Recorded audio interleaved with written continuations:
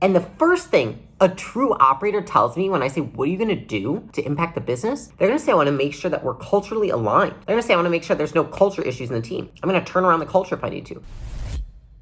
What is up? Welcome to my channel. My name is Layla Hormozi, co-CEO of Acquisition.com, which is a portfolio of companies that does about 100 million per year in revenue. And my goal with this channel is really get you from wherever you're at in your business to between 3 and 10 million for free. That being said, today's video, I don't have notes and I don't have slides and I don't have a script. This is just a video that I felt like I needed to make because of a lot of conversations I've had in the last week. And I feel a little fired up about it. And so not sure how it's going to go or if I'm ever going to post this video, but we're going to find out. So I have been quite frustrated this week because I'll tell you, one of the main things that we do, not main, but one of the things that we do with the portfolio companies that we take on is we often identify or find an operator for those businesses. And now let me define operator. An operator is not somebody who's like a fucking office administrative clerk who sits behind a desk and, you know, does your billing. Okay. I think that the term is misused and misunderstood. An operator is somebody who's going to scale your business through the proper systems and people. People would probably come before systems. Typically, an operator is complementary to the visionary. And so often the people who start businesses are not the people that should be scaling them. The person who gets the business from 0 to 1 million is often not the person who gets it from 1 to 10 or 20 or 30. Often the person who gets it off the ground is much better than going off to the side, making creative things the rest of the time because they're very good at starting things, not good at scaling things. And so often what you want to find is you've got a starter and a scaler and they pair together. And so I consider an operator to be a scaler. Now, what I have noticed in the last few days, what I've been frustrated by is my probably inability to articulate this to people and people's inability to understand it because there's so much bullshit out there about what an operator is. And I think everyone tends to think operator and they think, oh God, yeah, I don't want an operator because, you know, the last one I hired, just so many systems and SOPs. And I'm like, I swear to God, if one more person says, oh, I can't wait to get an operator in to build SOPs, I'm gonna fucking shoot myself. Like, that is not what an operator does, or at least not what a good operator does. Is Sheryl Sandberg writing SOPs all day? What? You know what I mean? Like, it's fucking batshit. I'm like, she's not writing SOPs. Jesus Christ. She's building the fucking team. And so it's just something that's really been frustrating because in order to get your business to where you want to go, if you're at 7 figures, you want to get to 8 figures. If you're at 8 figures, I want to say it's between 10 and 15 million that you really need an operator that's going to be able to get you to 25, 30, 40 million. This is where people really misunderstand what that person is supposed to be doing. And I think actually for the CEOs and for the founders who are visionaries, they underestimate how much an operator should be doing. And so they often think that they're in the background, making sure the back of house is together. That's often not what's needed. You need basically the person who is your hands, meaning you communicate with this person and basically nobody else on the team. That's often what a lot of visionary leaders need. They need someone who is not just a doer, is also a leader, is also a manager, can also implement anything that they're asking for, and also provides filtering to them and can basically give them feedback. So they're not just giving the visionary feedback to the team about like, hey, these are the things we need to do because, you know, so-and-so said so. They're also saying, here's the feedback from the team to you. So they serve as a filter or a buffer between the two, right? So they are a filter from the typical visionary to the team. And then they're a filter from the team to the visionary. Not a bottleneck, a filter. And so I've been trying to wrangle my head around this because I realized that I haven't been able to articulate this well. And I think that those are probably the two best ways that I could, is that this is not an operator, quote, is not, I don't even think I'm gonna use the word operator anymore. It's a scaler. It's somebody who's going to scale your business. They're the 1 to 10, you're the 0 to 1. And they're not a bottleneck, they are a filter. They're not someone who should stop information from flowing to you. They should basically decipher the information, filter the information, sort the information, and then provide what is most important to you. So you have to spend hours and hours digging through things, hours and hours talking to people, hours and hours figuring out what's going on in the business. And so because of that, that's really what an operator, quote, operator, is supposed to do. When I hear about people that are telling me and they're basically putting process and SOPs and systems on a pedestal, like the first thing I think is I'm like, you're so fucked when you actually have a real business. Because like right now, sure, you can spend all that time and like little task managements and little SOPs and all those things. That's to make up for value. The best companies in the world are run by value, not by rules. If you want to run by rules, you will have people who do not have values. People who have strong value systems, they are not attracted to businesses that are run by rules. And lots of operators run things by rules. That will not scale your business. You cannot scale, I mean, you could scale things by rules, but that is essentially not going to be, I don't think anyone watching this channel wants that, what that creates, which is a culture of fear and a bunch of people who can press buttons and they can't make any decisions on their own. Once something goes wrong, there's no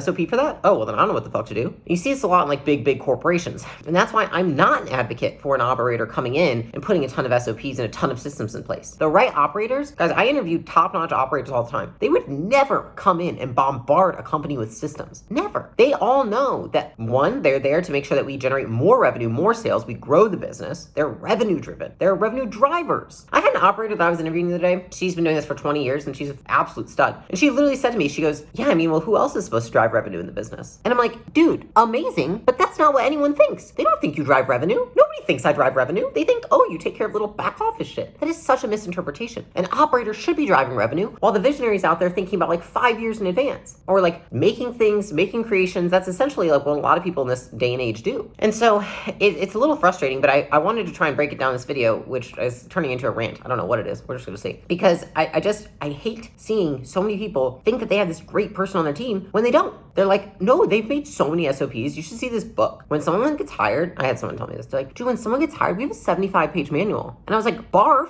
75 pages? Dude, who the fuck reads that? And let alone if you read it, do you gonna remember any of it? You know what I mean? Not me. I don't give a shit. So like when I think of a true operator, that's somebody who's gonna come in and say, do we have the right value system in place to get us to where we need to go? And the first thing a true operator tells me when I say, what are you gonna do to impact the business? They're gonna say, I wanna make sure that we're culturally aligned. They're gonna say, I wanna make sure there's no culture issues in the team. I'm gonna turn around the culture if I need to. Great operators are brought in to change a culture, to innovate a culture, to drive revenue, not to put SOPs in place, to put systems in place, and to put processes there. You can have a project manager, an administrative assistant, or another manager of pretty much any department do those things. And so I think oftentimes people think they need an operator who can put systems in place and processes and document things, and they hire somebody and pay them way too much money to do those things, because what is actually the case is that their managers that are below the operator suck. A manager of their own, each department should be able to put processes in place. That's part of a manager's job. You don't need an operator to do that. You need better people below the operator. And so often what you think is a need for an operator is actually just a deficit on other teammates. And so you have to coach those teammates up or coach them out, either one. But you don't need an operator to put SOPs and systems in place. And so I wanted to make this video just to explain the nuance to that, because I think it's something that's a lot misunderstood and misinterpreted. And it's causing a lot of people a lot of pain in their businesses because they keep people on the teams, they keep people very close to them who don't do any of those things. And I think that first and foremost, like if you were to look at a lot of the best operators of all time, you wouldn't go in and say that that person's an operator. You would say that's the CEO. That's the person leading the business. That's the person driving this ship. You wouldn't go in and say, oh, that's like they're building all those SOPs. That's not what it looks like. And so if you have a sizable business and you're above, I want to say 5 million a year in revenue, that's what it needs to look like. And somebody who doesn't embody your culture, who believes that SOPs and systems are king and God, like that kind of person is going to prevent you from scaling to the next level. And so I guess, honestly, I think I'm making this video, I'm trying to figure out why while I'm making it, because what is most frustrating to me is to see somebody who's like a brilliant visionary and they have a shit operator. And it's because they don't understand what that's supposed to look like. And I'm like, dude, this is the reason why we can't grow this business, or we won't be able to grow this business. And I feel like sometimes I just want to jump into certain businesses because I see like there's this brilliant person who has like these amazing ideas who like anyone would be lucky to work with. And they've got someone next to them who's like not doing the work, not doing the job. They're not leading the team. And it's just frustrating to see, because if you're that visionary, maybe if you watch my channel and you're a visionary, that's the kind of person you need. You need someone who's so loyal to you to a fault, someone who wants to protect you all at costs, and someone who wakes up every day thinking about who, not about what, not about SOPs. They think about the team, they think about values, they think about the mission. And that's what they're driven by, about building an amazing team, building a place people want to work, building a place that we're constantly growing every year, we're surpassing our goals, someone who's driven and hungry.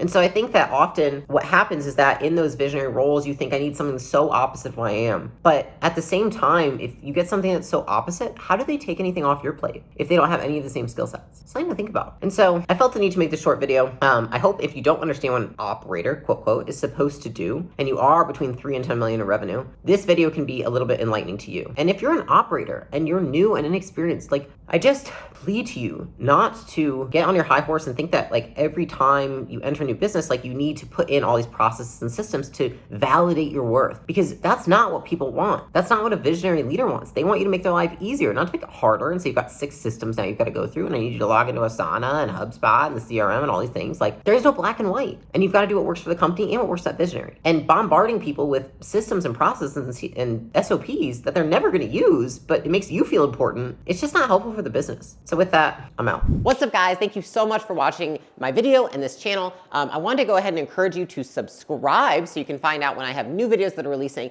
And if you really, really like the videos, go ahead and share with somebody else you know. All right, thanks. I will see you on the next one.